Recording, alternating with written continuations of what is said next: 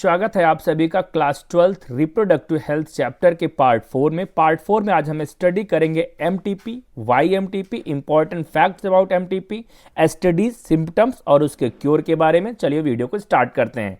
Medical termination of pregnancy कहते हैं MTP. Intentional और वॉलेंट्री टर्मिनेशन और एबॉर्शन, इसको इंड्यूस्ड एबॉर्शन भी बोलते हैं। प्रेगनेंसी का करा देना, इसको एमटीपी बोलते हैं। इंटेंशनल, इंटेंशन बस, लड़का मेल है तो ठीक है, फीमेल है तो क्या करना, एबॉर्ट करा देना उसको, है ना। इंड्यूस्ड प्रेगनेंसी इसको बोलते हैं। यहाँ पे देखिए वॉलेंट्री टर्मिनेशन, है ना, इच्छा के अनुसार क्या करना, टर्मिनेट कर देना, एबॉर्शन करा देना प्रेगनेंसी का, that is the medical termination of pregnancy.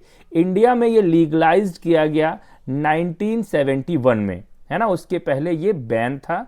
यहाँ पे आप देखें वाई एमटीपी, एमटीपी क्यों, आखिर ये जब ये इतना खतरनाक है ना, एबॉर्शन है ये कराना, तो इसको क्यों, वाई एमटीपी की बात करें तो get rid of unwanted pregnancy, unwanted pregnancy से बचने के लिए।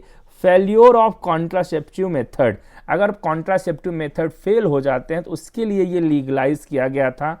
अनवांटेड प्रेगनेंसी से बचने के लिए, जैसा कि हमारा मेडिकल टर्म ये कहता है कि पहले और दूसरे बच्चे के बीच में 3 साल का अंतर होना ज़रूरी है फीमेल्स को फिट होने के लिए, प्रेगनेंसी कंसीव करने के लिए, और ड्यूरिंग अ रेप के केसेस में भी एमटीपी करा सकते हैं। यानी हैं इंपॉर्टेंट फैक्ट्स अबाउट एमटीपी। यहाँ पे देखें सेफ, कब सेफ है, अप टू 12 वीक्स, प्रेगनेंसी के 12 वीक्स तक ही ये सेफ है। ड्यूरिंग फर्स्ट ट्राइमेस्टर, 3 ट्राइमेस्टर में प्रेगनेंसी के पीरियड को डिवाइड किया गया है, उसमें फर्स्ट ट्राइमेस्टर के दौरान ही ये कराना सही है फीमेल्स को प्रोटेक्शन देने के लिए।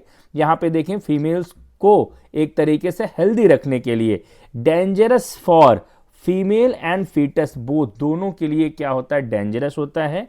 And illegally done by the unqualified quacks, है ना, अनक्वालिफाइड क्विक्स सिंपली अगर हम लोग बात करें जो पढ़े लिखे डॉक्टर नहीं हैं, झोला छाप डॉक्टर हैं, उनसे एमटीपी अगर कराते हैं तो ये इलीगली किया जा रहा है और ये अनक्वालिफाइड क्विक्स के द्वारा खतरनाक हो सकता है फीमेल्स के लिए, मदर के लिए भी और फीटस के लिए भी। तो why MTP, important facts about MTP, MTP क्या होता है इसको हम लोगों ने समझ लिया। चलिए अब बढ़ते हैं एसटीडीज की तरफ। सेक्सुअली ट्रांसमिटेड डिजीजेस, है ना, एसटीडीज इसको बोलते हैं। यहाँ पे देखिए disease which are mainly passed from, है ना, ये पास होता है from one person to another person during a sexual intercourse, इसलिए इसको कम्युनिकेबल डिजीज भी बोलते हैं क्योंकि ये एक पर्सन से दूसरे पर्सन में पास हो रहा है। इनको इन्फेक्शियस डिजीज भी कहते हैं क्योंकि ये बैक्टीरिया, वायरसेस, प्रोटोजोअन्स, इन सब के द्वारा होता है।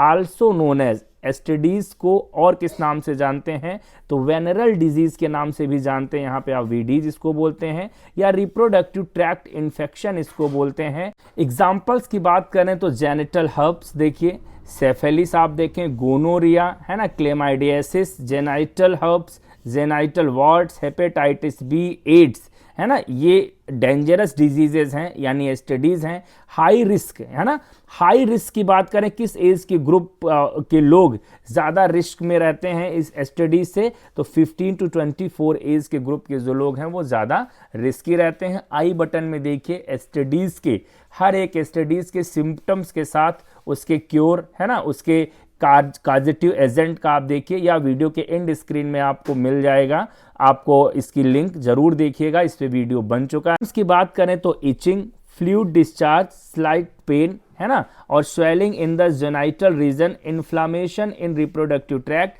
ये कॉमन सिम्टम्स हैं। फिर से मैं आपको कहूँगा वीडियो के अंत में आपको पर्टिकुलर एसटीडीज से क्या सिम्टम्स नजर आते हैं, जैसे जेनाइटल हर्ब्स हो गया, सिफिलिस हो गया, गोनोरिया हो गया, क्लेमाइडियासिस हो गया, किसके द्वारा होता है, एक्स्ट्रा नॉलेज के लिए आप उसको वहां पे वीडियो को देख सकते हैं। चलिए आगे बढ़ते हैं। तो ये कॉमन सिम्टम्स हैं, itching, fluid discharge, slight pain, swelling in genital region, inflammation of reproductive tract, these are the common symptoms. Detection is better than cure, आपने सुना होगा। अगर एसटीडीज का लेट डिटेक्शन होता, ये क्वेश्चन आपसे बोर्ड एग्जाम में पूछता है, तो पेल्विक इन्फ्लामेटरी डिजीज यानी पीआईडी, अब क्या होता है इसमें, पेल्विक एरिया यानी लोअर एब्डोमेन एरिया यानी वेजाइनल रीजन में क्या होता है, वहां पे सिम्टम्स नजर आते हैं, पेन नज़र आता है। यहाँ पे आप देखें तो एबॉर्शन नेक्स्ट है, एबॉर्शन लेट डिटेक्शन के द्वारा क्या होगा, एसटीडीज अगर होता है तो एबॉर्शन के चांसेस बढ़ जाएंगे।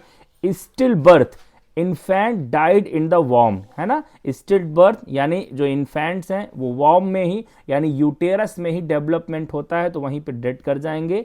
इक्टॉपिक प्रेगनेंसीज के केस बढ़ जाते हैं, चांसेस बढ़ जाते हैं, यानी इम्प्लांटेशन आउटसाइड द यूटेरस होने लगेगा, इनफर्टिलिटी आने के चांसेस बढ़ जाएंगे, है ना, cancer of the reproductive tract के होने के चांसेस बढ़ जाएंगे। लेट डिटेक्शन, इसलिए डिजीज को छुपाना नहीं है, डॉक्टर की सलाह लेकर के समय पे इसका इलाज कराना है। Prevention is better than cure, और अर्ली डिटेक्शन से एसटीडीज को ठीक किया जा सकता है। ऐसे थिंक एंड डिस्कस टाइप के क्वेश्चंस भी आपको मिल सकते हैं आपके बोर्ड एग्जाम में। आगे बढ़ें, प्रिवेंशन ऑफ एसटीडीज, कैसे प्रिवेंट करेंगे एसटीडीज को, तो avoid the sex with unknown और मल्टीपल सेक्स पार्टनर से आपको बचना है ना, अवॉइड करना है sexual intercourse with unknown and multiple sexual partner से अवॉइड करना है। ऑलवेज यूज कॉन्डोम्स, है ना, barrier method during the coitus, पिछले वीडियो में भी हम लोग बात कर रहे थे कॉन्डोम्स की, तो always use condoms during the coitus, sexual intercourse के दौरान। Use sterilise needles and syringe का यूज करना है इंजेक्शन के लिए, क्योंकि ब्लड ट्रांसफ्यूजन होगा तो एड्स जैसी बीमारी, है ना, से होता है। तो always awareness about the STDs, है ना, आपको जानकारी रखनी है सेक्सुअली ट्रांसमिटेड डिजीजेस के बारे में, और कंसल्ट करना है a doctor as early detected symptoms, जैसे ही सिम्टम्स नजर आए तो इसको डॉक्टर से कंसल्ट करके ही कोई इलाज करें। तो आज के इस वीडियो में यहीं तक, फिर मिलेंगे अगले वीडियो में पार्ट 5 में और बात करेंगे इनफर्टिलिटी और इनफर्टिलिटी के सिम्टम्स, काजेस, है ना, आईवीएफ के बारे में बात करेंगे, इन विवो के बारे में बात करेंगे। वीडियो में अंत तक बने रहने के लिए आप सभी का धन्यवाद। चैनल को सब्सक्राइब जरूर करिएगा। Thank you so much all of you.